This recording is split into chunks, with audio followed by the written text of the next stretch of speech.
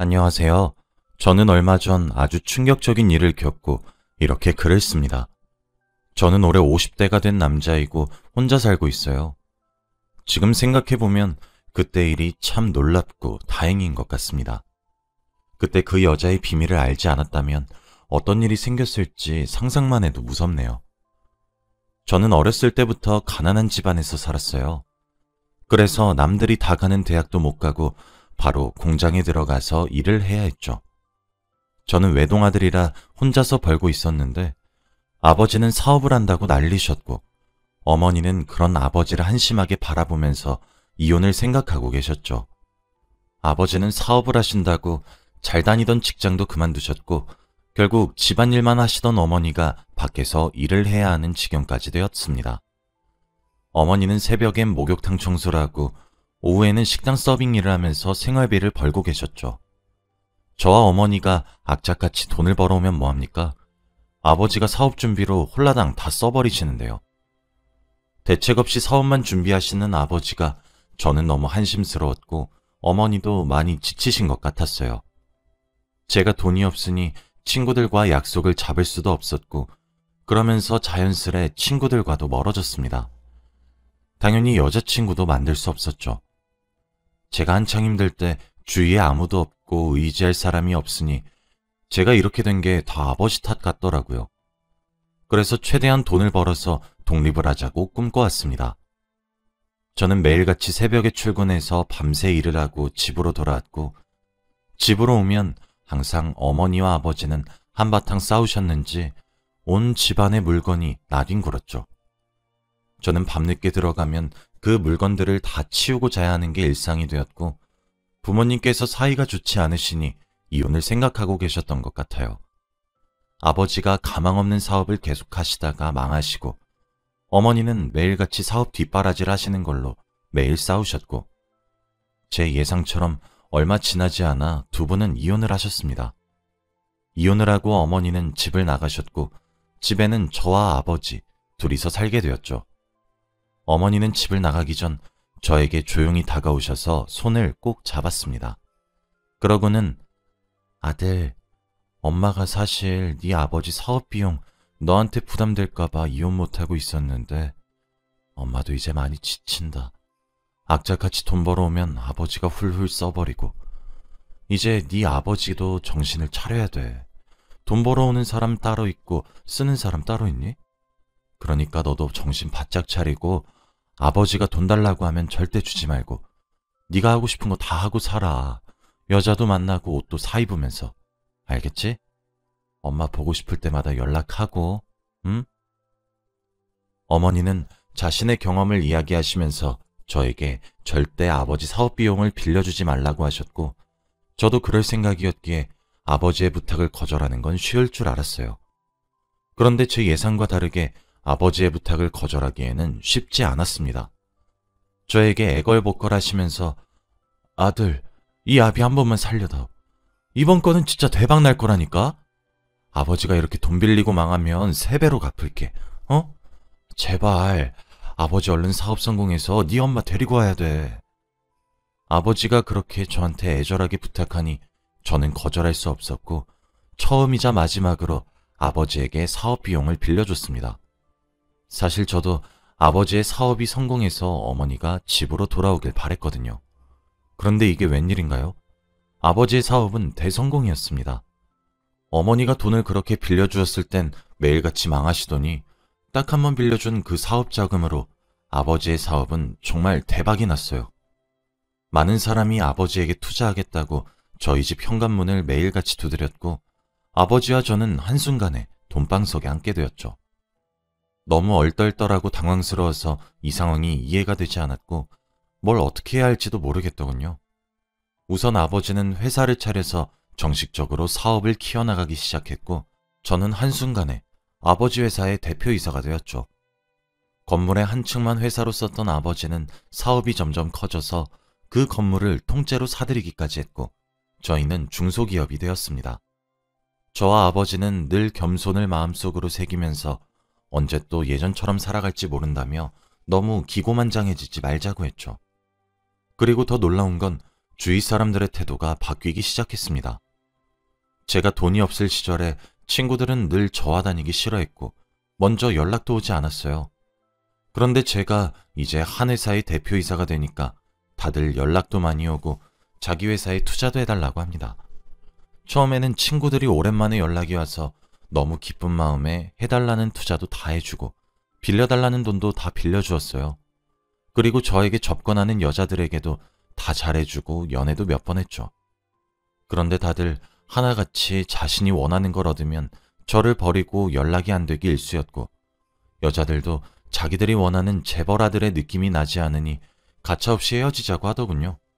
저는 옛날에 가난했던 기억들이 아직도 생생해서 사치도 부리지 않고 차도 국산차를 타고 다닙니다. 물론 집도 이사를 가지 않고 살던 집에서 아버지와 함께 살고요. 저는 이렇게 살면서 전혀 불편한 거 없이 잘 사는데 주위 사람들은 다 예상과 제가 다르니까 쉽게 떠나버리더군요. 저는 그때부터 친구들의 부탁을 단칼에 거절했고 새로운 사람을 사귀는데 겁이 났어요. 전부 제 돈이나 능력을 보고 이용을 하려고 저를 친구로 삼고 싶어 한다고 느꼈거든요. 그래서 여자도 못 사귀고 친한 친구 하나 없이 일에만 매진하면서 살았어요. 그렇게 몇 년이 지나니까 아버지께서 저에게 아들아, 이제 너도 결혼을 해야 하지 않겠니? 내가 죽기 전에 손주는 못 보고 죽어도 며느리는 꼭 보고 죽고 싶구나. 그리고 아버지 나이가 60이 넘어서 이제 슬슬 회사 경영에서도 물러나야 하고 한번 아버지가 자리 한번 만들어줄까? 라고 하시는 겁니다. 저는 너무 사람한테 대인 게 많아서 더 이상의 여자는 없을 거라고 생각했지만 며느리를 너무 보고 싶어하는 아버지를 보니까 저도 마음이 약해져서 딱 한 번만 만나보기로 했어요. 아버지가 소개해주는 사람을 만나고 싶었지만 그 전에 우연히 한 여자를 만나게 되었는데 정말 예쁘고 살면서 한 번도 나쁜 일을 해본 적 없을 것 같은 아주 순수한 여자였습니다. 그 여자를 본 순간 저는 첫눈에 반했고 대시를 했습니다. 제가 이런 건 처음이라 많이 어색하고 힘들었는데 아마 그 여자도 저의 그런 능숙하지 않은 모습에 더 흔들린 것 같아요. 그 여자와 말을 나누어 보니 정말 순수하고 때 하나 묻지 않은 여자더라고요. 그 여자와 좋은 만남을 이어가면서 저는 끝까지 제가 어떤 사람인지 밝히지 않았습니다. 단순히 작은 회사 하나 운영하고 있다며 조심스럽게 말했죠. 그 여자는 작은 병원에서 간호사 일을 하고 있다고 했고 어머니와 단둘이서 살고 있다고 하더군요. 아픈 어머니를 보살피기 위해 소녀가장으로 살고 있다는데 정말 멋지고 존경스러웠습니다. 그래서 더 그 여자가 좋아졌던 것 같아요. 지금까지 만났던 여자들은 하나같이 이거 사달라 저거 사달라 하면서 저보다 제 돈을 사랑하는 여자들 뿐이었는데 제 여자친구는 그게 아니라 저에게 다 사준다면서 자신의 없는 돈 끌어들여다가 사주고 그랬죠. 정말 눈에 넣어도 안 아픈 여자친구였습니다. 제 여자친구와 사귄 지 1년째 되던 날 일이 터지고 말았어요. 바로 여자친구의 바람입니다. 평생 저만 바라보고 저에게만 헌신할 줄 알았던 여자친구가 다른 남자친구가 있더라고요. 처음엔 몰랐는데 제가 의심이 들어서 비서를 통해 뒷조사를 조금 해보니 너무 확실한 증거가 있었습니다. 그리고 더 놀라운 건 여자친구의 충격적인 반전이었죠. 저에게 간호사 일을 한다고 했던 그 여자는 술집에서 일하는 여자였고 애초부터 저의 직업과 재산을 다 알고 사귄 거라고 하더라고요. 그러면서 내가 한 남자를 물었는데 아주 돈이 어마어마해. 이런 집에 시집가면 평생을 명품백 잔뜩 가지고 살 수 있겠지? 나 드디어 인생 폈어. 라고 하며 사람들에게 말하고 다녔다고 합니다. 솔직히 저는 그 여자와 결혼까지 생각하고 있었어요. 그동안 아버지가 퇴임하시고 어린 나이에 제가 회장 자리에 올라서 얼른 결혼이 급했는데 저는 그 여자라면 결혼할 수 있을 것 같았거든요. 그런데 이런 비밀이 있었다뇨? 제가 잘 알아보지도 않고 사귄 게 잘못이죠. 저는 그 여자에게 화를 내고 따졌더니 그 여자가 하는 말은 정말 가관이었습니다. 내가 너 정체 모를 줄 알았어? 너 작은 회사 운영하고 있다길래 얼마나 대단한 회사인지 네 이름 검색해보니까 바로 뜨던데? 너 바보니? 그리고 재벌이면 돈 좀 쓰고 여자친구한테 명품백 좀 사주고 그래야지. 어떻게 돈 한 푼을 안 쓰니? 너 같은 멍청이가 나 같은 여자를 어디서 만날 수 있을 것 같아? 그리고 네가 하도 재미가 없어서 다른 남자를 만난 걸 가지고 왜 나한테 그래? 내가 바람 피운 건 다 네 탓이야. 그 말을 들으니 도저히 참을 수 없었고 비서를 시켜서 그 여자의 실체를 다 까발리기로 했어요. 그 여자는 정말 까도 까도 나오는 게 너무 많았고 결국 경찰에 신고를 했습니다. 모은 증거들과 함께 고소하겠다고 했고 저는 그 여자를 감옥에 넣을 수 있었어요. 원래는 좋게 끝내려고 했는데 찾아보니까 그 여자가 저지른 사기가 엄청나더라고요. 정말 어마무시한 여자였죠. 징역이 얼마 되진 않지만 그래도 그곳에서 조금이라도 반성하길 바랬어요. 그 여자의 실체를 제대로 알고 나니 사람을 믿지 못하겠고 결혼은 절대 못하겠더군요. 아버지에게 며느리를 보여드리고 싶었지만 제 주위에 오는 사람들이 다 하나같이 못되고 괴팍한 사람들이라 쉽게 정을 주지 못했습니다. 아버지는 나이가 점점 들어가고 회사 일은 점점 바빠져서 이제 아예 사람을 만나는 게 어려워졌죠. 그렇게 몇 년 동안 회사는 점점 커져갔고 아버지도 점점 늙어가셨습니다. 이제 지팡이를 쓰고 거동을 하셔야 했고 매일같이 집에 계셨어요. 그렇게 한 8년이 흐른 것 같습니다.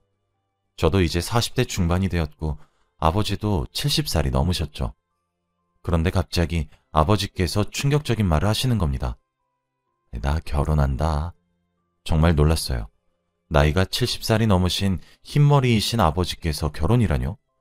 솔직히 그때까지는 사랑하시는 할머니 분이 계셔서 그분과 남은 여생을 살아가고 싶으신 거구나 했는데 그게 아니었어요. 아버지와 결혼하겠다고 한 사람은 바로 30대 후반이었습니다. 아버지와 30살 정도 차이가 났죠. 딱 보고 알 수 있었습니다. 이 여자는 아버지를 사랑해서가 아니라 아버지의 재산을 원한 거라고요. 저는 옛날에 드라마나 영화 속에서만 보던 회장님의 어린 아내가 바로 저희 아버지의 일이 될 줄 상상도 못했어요. 당연히 이 여자는 아버지가 돌아가시면 남은 유산들을 다 자기가 가지기 위해 결혼을 하는 거라고 생각했습니다. 저는 이 결혼을 당연히 반대했어요. 아버지를 조심스럽게 불러 제가 생각하고 있던 이야기들을 다 말씀드렸습니다. 아버지, 이 결혼 잘 생각해 보셨으면 좋겠어요. 죄송하지만 저 여자가 아버지와 결혼하려는 이유는 돈밖에 없어요. 집안에 여자 한 번 잘못 들여서 큰 코 다칠 일 없었으면 좋겠어요. 아버지께 솔직히 말씀드렸지만 아버지의 마음은 변하지 않을 것 같았죠. 우리 아들 드라마를 너무 많이 봤구나. 저 여잔 그럴 여자가 아니야. 나한테 너무 잘해주고 얼마나 상냥한데. 어차피 이혼할 수 있으니 그건 나중에 보고 결정하마. 아버지는 이미 그 여자에게 푹 빠지신 것 같았고 저도 아버지의 고집을 꺾을 수 없더라고요. 결국 아버지는 정말 결혼을 하셨습니다. 이제 저희 집안의 가족이 되어서 매일같이 식사 자리도 하고 여행도 다녔어요. 그런데 그 여자가 왠지 모르게 낯익었습니다. 그리고 저에 대해서 너무 잘하는 거 있죠? 저는 복숭아 알레르기가 있어서 복숭아에 관련된 건 아무것도 못 먹어요. 그런데 아버지 지인분께서 복숭아를 선물로 보내셨고 가정부 아주머니께 아주머니, 승창씨 복숭아 못 먹으니까 회장님 것만 깎아주세요. 라고 하는 게 아니겠습니까? 저는 단 한 번도 복숭아 이야기를 꺼낸 적 없어서 의아스러웠지만 그래도 우리 가족에 대해 관심이 많은 것처럼 보여서 좋게 넘어갔습니다. 그런데 이뿐만이 아니었어요. 저와 아버지 그리고 그 여자까지 3명이서 식당에서 식사를 하고 있었습니다. 그런데 후식으로 복숭아 푸딩이 나왔고 저는 음식을 손에 대지 않고 있었죠. 제가 복숭아 알레르기가 있는지 모르는 아버지는 왜 먹지 않냐고 물었는데 제가 대답하려는 순간 그 여자가 에이 여보도 참 우리 승창씨 복숭아 알레르기 있잖아요 라고 하더군요. 그런데 아버지는 허허 아니 나도 모르는 우리 아들의 알레르기를 여보가 어떻게 알아요? 남들이 보면 여보랑 우리 아들이랑 부부인 줄 알겠네 라고 하셨습니다. 저는 절대 아니라고 손사래까지 쳤지만 그 여자는 좋은지 웃으면서 아무 말도 하지 않더군요. 그리고 몇 분 뒤 갑자기 제게 슬며시 장난을 걸어오는 게 아니겠습니까? 아버지도 저희가 그러고 있는 걸 눈치챘는지 둘이 무슨 장난을 그렇게 치는가? 라고 묻더라고요. 저는 아버지께 쓸데없는 의심을 사고 말았고 그 여자는 왠지 모르게 당황하는 눈치가 아니었습니다. 저는 집으로 돌아와서 그 여자를 불러서 이야기를 나누었어요. 아까 왜 그러셨어요? 아버지 계시는데 장난이 너무 심한 거 아니에요? 내가 누군지 모르겠니? 그 여잔 제가 한 말에 대답하지 않고 쓸데없는 말을 하기 시작하더라고요. 아까 와인 몇 잔 먹었다고 취하신 거예요? 그쪽이 누구라뇨? 저희 아버지 아내분이시잖아요. 아니, 그거 말고 나 어디서 본 적 있는 것 같지 않아? 저는 그 여자의 얼굴을 뚫어지게 쳐다보았고 갑자기 그때 한 여자가 떠올랐습니다. 혹시 나한테 그 사기친? 알아보는구나? 그래, 나야. 네가 감옥에 넣은 여자. 저는 정말 놀랐어요. 그때 이후로 몇 년이나 지났으니 그 여자는 출소하고도 남았을 텐데 관심이 없어서 어디서 뭐하고 사는지 조사를 안 했거든요. 그리고 얼굴도 너무 달라져서 못 알아봤는데 알고 보니 또 출소 후 사기쳐서 번 돈으로 얼굴을 전부 다 성형했더라고요. 드디어 날 알아보는구나. 처음부터 나 못 알아받아서 너무 섭섭했지 뭐야. 내가 그때 너 때문에 깜빵에서 몇 년 버린 거 생각하면 자다가도 벌떡 일어나. 내가 너희 아버지한테 접근한 이유가 뭘 것 같아? 내가 너 회사도 뺏고 돈도 뺏고 다 할 거니까 각오해. 내가 평생 사기만 쳐서 너 같은 애들 한순간에 거지 만드는 거 쉽거든? 너 잘못 걸린 거야.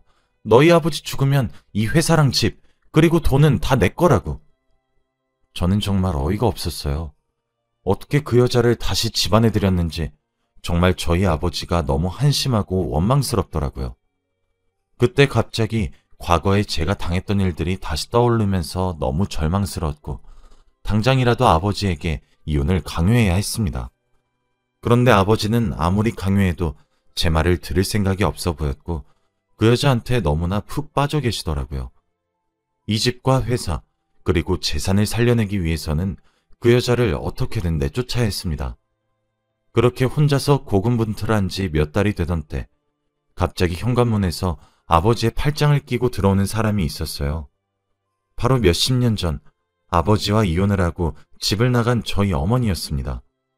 저는 정말 오랜만에 뵌 어머니를 보니까 갑자기 눈에서 눈물이 차올랐고 어머니에게 달려가 안겼죠. 어머니는 제 연락도 다 거절하시고 어디서 뭐하고 지내시는지 비서가 알려주지 않더라고요. 알고 보니 아버지가 미리 제 비서에게 어머니에 관해 아무 말도 전하지 말라고 했던 거였고 어머니는 아버지가 구해주신 시골에 있는 한 별장에서 항암 치료를 하고 계셨는데 모든 치료가 끝나서 집으로 돌아오신 거였습니다. 그때 거실에 있던 그 여자는 어머니와 다정하게 팔짱을 끼고 들어오는 아버지를 보고 회장님, 지금 뭐 하시는 거예요? 여잔 나밖에 없다며. 지금 당당하게 첩 드리는 거예요? 라고 하는 겁니다. 네가 뭔 상관이냐? 그리고 첩? 바보 같은 계집애. 첩은 너요. 이 여자가 본 척고 네가 첩이여. 저는 아버지의 말을 듣고 깜짝 놀랐습니다. 내가 널 어떤 앤지 알아보지도 않고 우리 집에 들인 것 같으냐? 너 과거에 우리 아들한테 사기친 계집애잖아. 내가 뭘 믿고 너한테 회사랑 내 재산을 다 맡기냐? 아주 어른을 바보로 알고 당장 이 집에서 썩 꺼져. 그 여자는 갑자기 소리를 치면서 나 절대 안 나가. 내가 이 집안 사모님이라고. 떼를 썼고 결국 경비원들이 그 여자를 내쫓았습니다. 그리고 오랜만에 세 사람이 모여서 거실에 앉아서 이야기를 나누었어요. 아버지, 도대체 어떻게 된 거예요? 아들, 내가 예전에 말했잖니. 사업국 성공해서 네 엄마 다시 데려오겠다고. 그리고 성공하자마자 너희 엄마한테 달려가서 하루 종일 빌었지. 다시 돌아와 달라고. 그런데 그때 알았다. 너희 엄마가 암이라는 거. 내가 최선을 다해서 우리 아내 병간호도 해주고 치료비도 내주면서 다시 우리 부분 합칠 생각하고 있었어. 그런데 그때 비서한테 네가 여자를 잘못 만났다는 이야기를 들었지. 부모로서 그런 애들을 보고만 있을 수 없었기에 아버지가 이번엔 제대로 계획을 했지. 그 여자 이제 내가 고소했으니 감옥에 아마 평생 있다가 나올 거야. 출소하고 사기친 게 워낙 피해자도 많고 규모도 커서 무기징역은 나올 거다.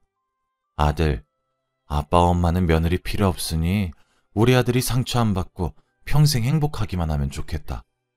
우리 회사 잘 부탁해, 아들. 그 여자를 집에 들인 게 바로 아버지가 계획한 일이라고 했을 때 그때 느꼈어요. 아버지의 위대함을요. 그리고 아버지는 세상의 여자는 어머니밖에 없다고 말했습니다. 어머니도 아버지가 몇 년 동안 아픈 자기를 간호해주고 위해주었을 때 진심을 느꼈다고 해요. 그렇게 저희 세 명은 예전보다 더 화목한 집안에서 살고 있습니다. 이제 아버지도 맘 편히 회사 일에 손을 떼셨고 어머니와 함께 여행도 다니면서 남은 여생을 살고 계세요. 그리고 저는 일만 하던 일상에서 조금 벗어나 취미생활도 조금 즐기고 있습니다. 그리고 사기를 어마무시하게 친 그 여자는 지금 감옥에 있다고 하네요. 정말 아버지 말대로 무기징역이래요. 아버지 같은 사람이 없었다면 저는 평생 그 여자에게 사기를 당하고 있었겠죠. 지금 생각해보면 정말 저희 아버지 존경스럽습니다. 여러분들도 결혼하실 때 배우자 되실 분 잘 알아보시고 결혼하시길 바랄게요. 제 이야기는 여기까지입니다. 들어주시